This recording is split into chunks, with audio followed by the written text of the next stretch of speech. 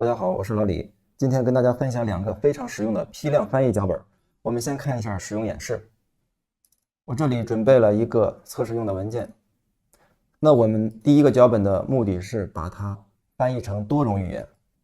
首先打开脚本，然后点击运行，然后让我们选择要处理的文本文件的路径，然后是要翻译的语言的列表。因为我们要翻译成多种语言嘛，所以说要翻译的是一个语言的列表。那我们这里可以多写几个。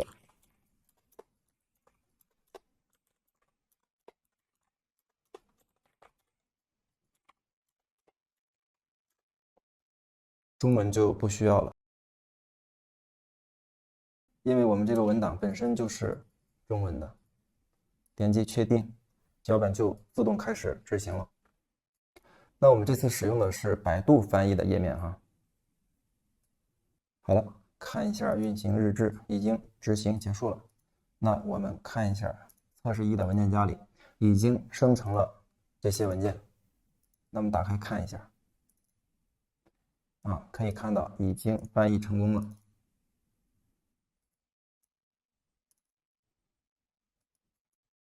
然后再看一下第二个脚本啊，这里面有一些测试文件，可以看一下啊，它是英文的。那我们第二个脚本的目的就是把这些文件翻译成中文。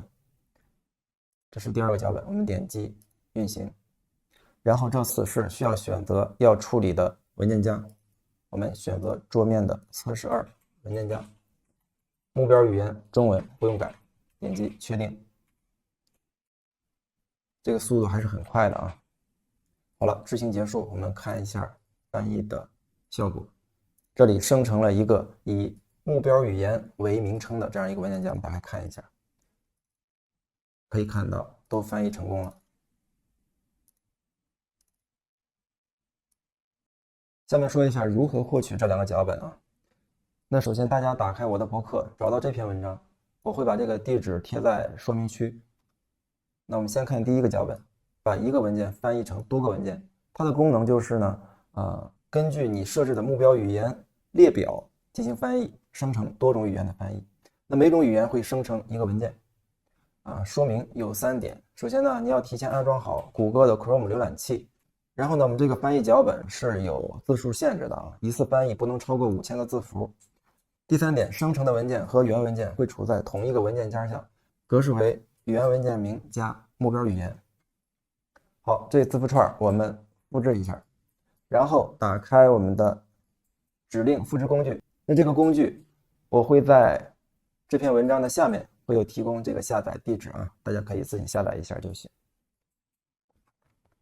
那么刚才复制好了这个字符串，然后用指令复制工具其中的字符串 to 指令这个功能点击一下，可以看到已经转换成指令。那么打开影刀，新建一个 PC 自动应用。好，在这里新建一个子流程，那我们把这个子流程的名字叫做 A2BCD， 因为是从一种语言转成多种语言嘛，所以我们叫 A2BCD 啊，或者你可以把它命名成你自己能够识别的名字都是可以的啊。然后在这个主窗口右键点击粘贴，这样脚本就复制过来了。那这时候就可以点击运行了。在运行之前，我们先把测试1文件里边刚才的测试删掉，只留下这个我们要处理的文件，然后点击运行。首先选择要处理的文本文件，那么是在桌面上测试1里的 test 文本文件，点击打开，然后输入要翻译的语言的列表，中文不要了啊，我们翻译成英语、日语、韩语、俄语、德语。好，就这几个吧。点击确定，可以看到它就开始了，5种语言翻译就结束了。我们看一下翻译的结果，这5种语言的翻译都出现在了这里。没有问题啊。然后我们再看第二个脚本，第二个脚本是多个文件分别翻译成目标语言。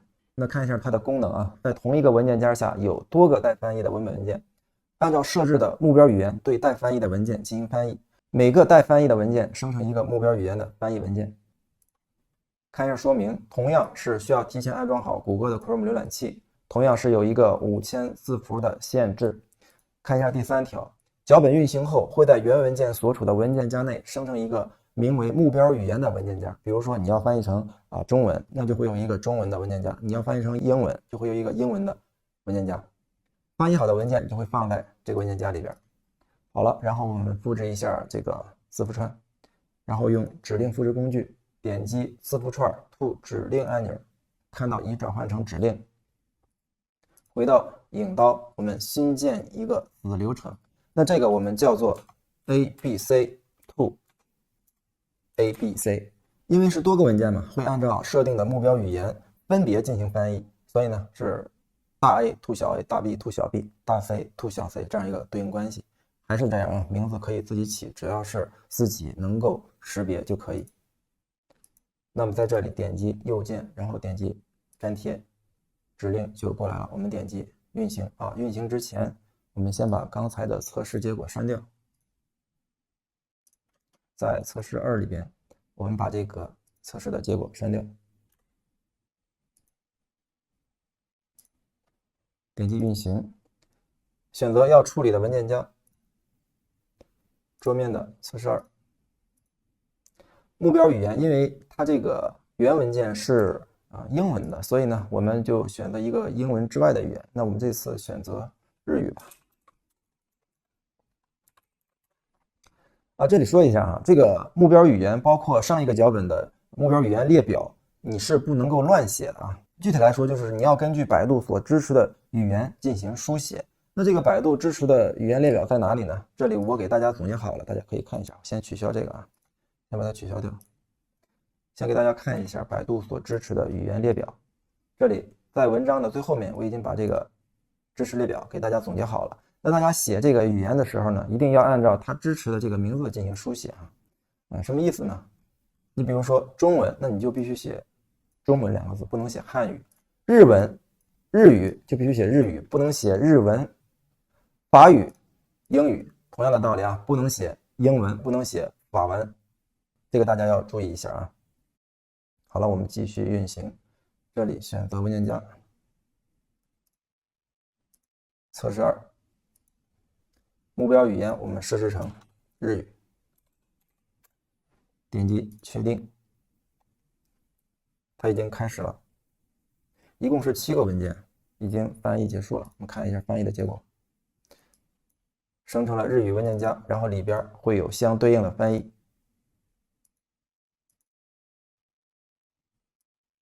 没有问题。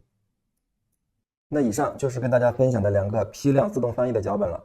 如果对你有帮助的话，别忘了给我点个赞。我是老李，咱们下期再见。